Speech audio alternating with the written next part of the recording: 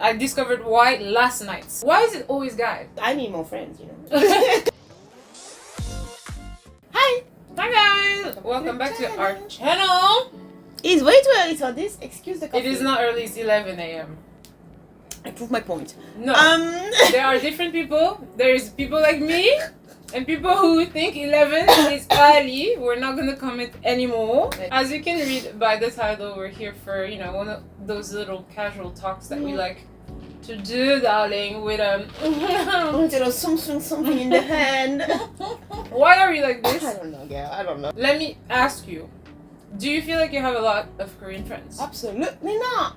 Do you have a lot of Korean acquaintances? Not even. Apart from your boyfriend? Yeah, that's what I'm saying. Apart from my boyfriend and his friends, my own friends, no. No.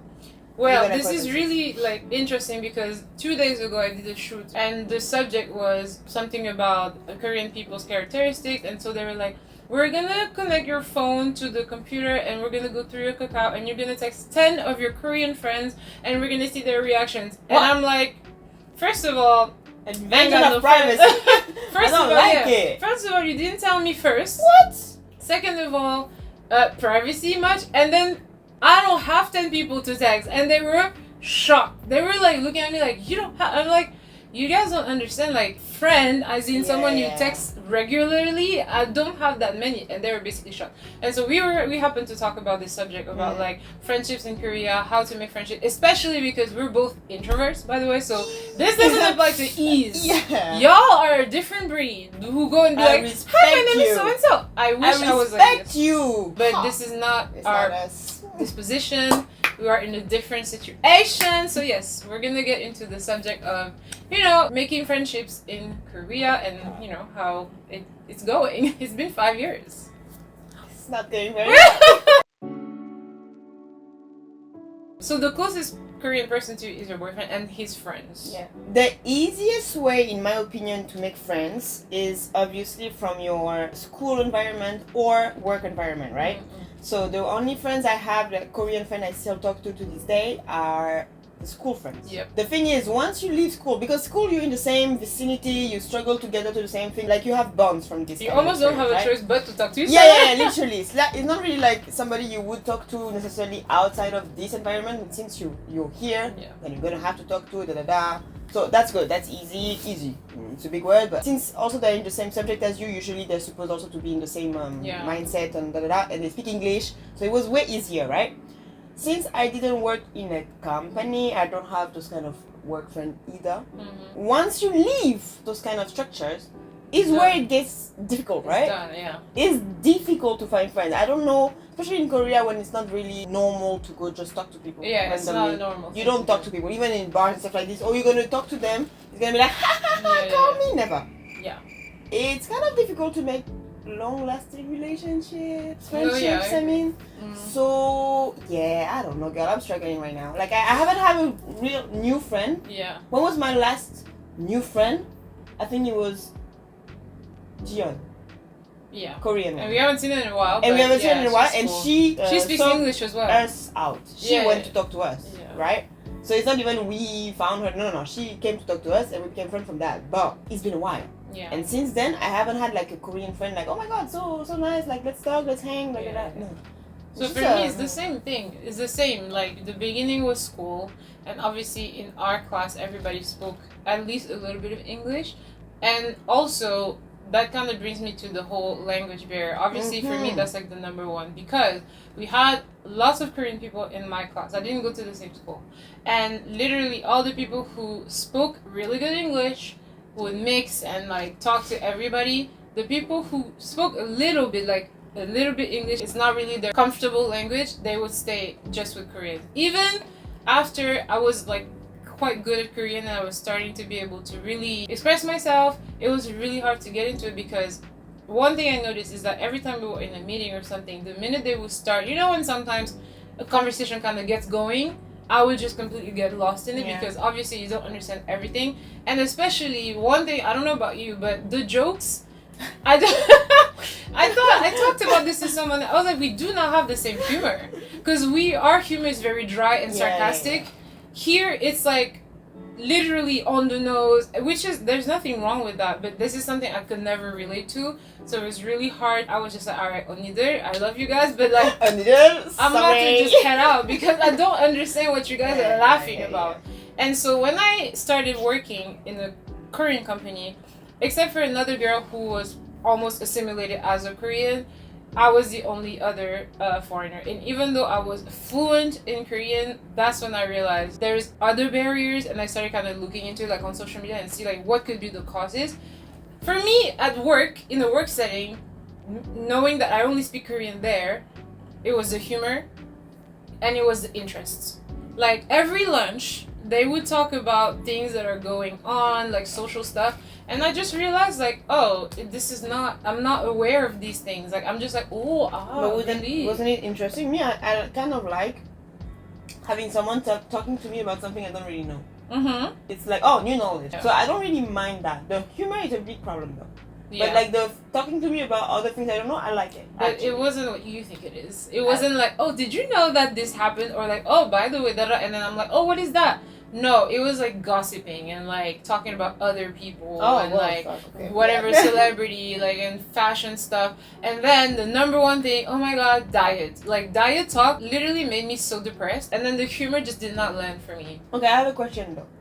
Because now your level of Korean is really good, right? Mm-hmm. When you meet a new group of people, like a group of Korean, obviously, still at this point they're going to be impressed. They're going to be like, oh my god, like a foreigner speaking Korean, da da da. From what I observed, usually that lasts kind of the whole night. This kind of feeling. Yeah. How do you feel about that? I hate it. It feels like they see foreigner on your forehead. It doesn't mean these people are bad. It just means the concept of a person who looks completely different. Because they're used to seeing like white people usually. But someone, because I heard that. Someone actually told me, literally, someone with dark skin with such a like good Korean accent. I was just like, sir. Sir? And I told him, I was like, sir, you know, that could sound a little crazy if you say that in front of foreigners. There's no connection between the color of my skin. But he was like, yeah, but I get what you're saying. But don't say it anymore. I get it, but stop saying it. It doesn't make any sense. Like obviously other countries are starting to come in. Also, I get that they used to see a certain type of foreigner. But literally the whole time, and I'm gonna get into the whole like clubs and stuff later, but the whole time I was in those meetings, wow, 근데 진짜 잘한다. And it's like every 10 minutes you have another conversation. I'm like, oh yeah, another conversation going on. Yeah. And then silence, and then wow, 근데 진짜. I'm like, oh my god. There you go. The first 10 minutes, you're surprised? Sure. Get it. Get me the hype. Okay, great. Yeah, I love it. But then at some point, like... But you know what though? I know why now. What? I discovered why last night. I discovered how to put myself in their shoes. Let me set the scene for you, yeah? There's two guys that I know about. They're not related, by the way. It's just two separate dudes on Instagram. They are both from two Korean parents, but they were born and raised in Ivory Coast. One is called African Tarzan, and the other one, I forgot his name. When they talk to you with the Ivory Coast dialect, I had like not an epiphany, but I was like, because I've known from the guy before. I saw them again last night out of the blue. All over again, I was like, wow. I mean, that's it what didn't I'm make sense to me. Look, that's what I'm saying. I understand for the first time. Yes, but what I mean is, obviously, there is like an aspect of like polite manners to not keep repeating the same in the person's face. But I watched multiple videos of him, and I just couldn't get past the visual and what come out of the mouth. So I was like, to a certain extent, I'm not saying I'm fully understanding now of people being shocked and stuff, but honestly, the whole time I'm not thinking about what he's saying. It should make sense because he's born and raised in the country. Of course, he's gonna speak the language perfectly. But I couldn't it didn't matter. Like the image, I'm looking at this fully Korean guy talking about I'm like. And so I remember like flashbacks when I was in these clubs where every time I would say something that sounded a little Korean native sprinkle, they'd be like laughing, and I was like, what the fuck is so funny? And I would get pissed off, like every time I say something, just react, like, why are you laughing? I was cracking the fuck up, and I was like, oh, the all the time part I feel like it's just manners. But at least that reaction was not from too many people. It was from a few people who then actually proved to be quite obnoxious as a personality, period. So it was, I'm like, just them. Yeah, there is a little bit of something. But it was just very interesting to see how it made me feel. And when I was thinking about today's video, I was like, oh, like this could be maybe 15% of that feeling. You need to show me I will show you. Watch this. On va faire le les questions bizarres. Vivre à Abidjan ou à Séoul? Ouais. Mais pour vous dire la vérité, là, moi, c'est Abidjan, sans mentir. C'est pas en train de dire que la vie à Abidjan aussi, c'est moins cher. C'est la nourriture. C'est la nourriture, là. Moi, mes deux parents sont coréens et je suis né en Côte d'Ivoire. Actuellement, je suis chez les pays des Blancs en Australie où il y a beaucoup de crocodiles et les kangourous qui sautent là. Là, dis là, c'est question ça la même là. C'est question ça la même là. One of the reasons why it could be difficult to make friends would be, first of all, clearly the language. I'm the issue. I'm the issue. It's me. It's also I guess the culture, because Korean people, they relate a lot on different level. Like they're gonna meet somebody, it's gonna be like, how old are you? Can we relate? Yes or no? Where do you come from in Korea? Can we relate or no? Like this region. Yeah. What school did you go to? Can we relate or no? That's this kind of like way to connect to each other. And so when they see a foreigner, they're just like, you're not part of this community here. Yeah. And that's okay. However, you're not going to be here. You're going to be here, you know? So you're always a bit othered all the time. And so maybe that's why it's a bit difficult to bridge the gap, to come on that side. I realized so far, I can think of everybody that I've ever been at some point friends with that's Korean. Not one person had not a deep conversation, but like with you or like with Alice or however, I have like conversations. Yeah. That has never happened with any of these people. Yeah. Any of these people at any point in time. It's always superficial. very superficial. Yeah. And at some point, I think I just gave up because I was just like, well, you know what? What else do you want me to do? Like, I'm not gonna, No, GN we had. Yeah, but like she's also really oriented. That's what She's I'm saying. leaving for Germany. Yeah, like shout out to Gian. She's leaving in like a year. So the only people we connect to are the one who already like. One is in New York. Yeah. One is going to Germany. Who else? Everybody's gone. The ones that we hang out with like multiple times are just leaving. So it's like the one we just met in real life is Canadian. Yeah. So like exactly. So everybody who connects with us also has a connection to the world in general, and that's why they're not shy of like interacting. But a lot of like fully like very Korea focused people kind of stick to themselves. Absolutely random, but kind of in the same vibe as this. I saw yesterday a video like kind of hit me to the core. I was like, damn. It was telling me like everybody that is currently living in another country right now, shout out to you basically, but like, you know, in this kind of Instagram video where it's like a melancholy a bit, so like you're part of the community that understand the feeling of never really belonging somewhere and being homesick all the time but being home. I was like, yes, this is me. I can relate. And I felt like, yeah, this is literally this, because we're building something here, but you never really feel like you're not fully in it. Yeah. Maybe once you have like, if you, let's say you have kids and who are from this country, maybe. But even then, you'll just be the foreign mom. Yeah, exactly. That's what I'm saying. So, it's difficult. If anybody who's watching this actually has succeeded, I'm like talking like it's an experiment, but if you do have close friends, like really friends, leave a comment and let us know how that is. Met. Not even how you met, but how it is. There's so many ways to meet, but how does it work for you? Yeah, because I'm very curious, you know. It's not even no, it's true, because I need more friends, you know. Honestly, personally, with my current situation, I can't afford more. I'm not gonna lie. I'm an introvert. To be fair, I'm not gonna lie to you. I'm not like, I'm fine. I'm fine in this current situation because I feel like I cannot commit to any more people. Like I'm at the perfect stage. It's fine. I'm like, these are the people I like to commit to. I like to spend my time with. I don't necessarily need, but I'm just saying, if you're coming as a new person, you need to think of those things. Other question also. You know, there's two types of person with friendships. The one when you have a lot and you have the same amount of energy for all of them, or if you prefer a small group of friends. Oh, like small anytime. Because I can't like. Yeah. You need to focus on every person equally, right? I mean, obviously, that's just the ideal situation. I think that would be hard for me. That's why I'm like, no, I would rather have quality over quantity. Otherwise, it'll be hard. I think that's why we don't really care too much. Some people, they have to have like a big group around them. Yes. So they're gonna look for. Yeah. Some people who need people to recharge. Yeah. Extroverts and stuff, fine. But for us anyway, it's a little more difficult. Now that we talked about the potential causes of why it might be hard to make friends in Korea, obviously we might have forgotten about any. So if you have other causes that you think of, let them in the comments. I would love to see how you guys feel.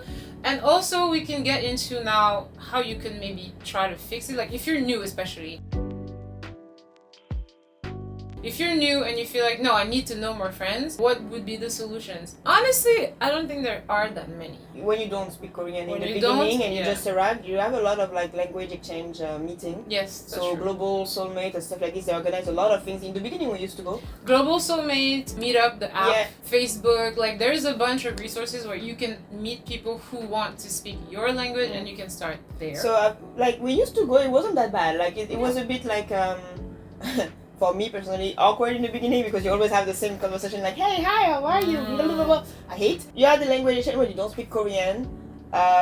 Usually, if you get any kind of classes, you're gonna also meet people over there, but this is mostly foreigners. So, And then once you speak Korean, that's one thing that I tried when I moved back in Seoul. I used to live outside of Seoul for a while. And I was like, I need to be able to have like hobbies and stuff like that and meet new people. So what I did was I went into the Seoul Moim application. This is not an ad or sponsor, but call it. And I'm not even gonna lie, if you are fluent in Korean, this is amazing because even if you're not necessarily like trying to make friends, there is stuff for every hobby. Like things that you didn't even think of. Like I saw something about like painting and sipping wine and I was like, this is amazing because I've seen that in the US, never here. Moim is basically, it means a club. So there's like literally thousands and thousands of different clubs depending on your hobby. So right now I'm in the wine tasting club. I used to be in the dance club, didn't last. It was terrible. Even the friendship club of people just looking for friendships.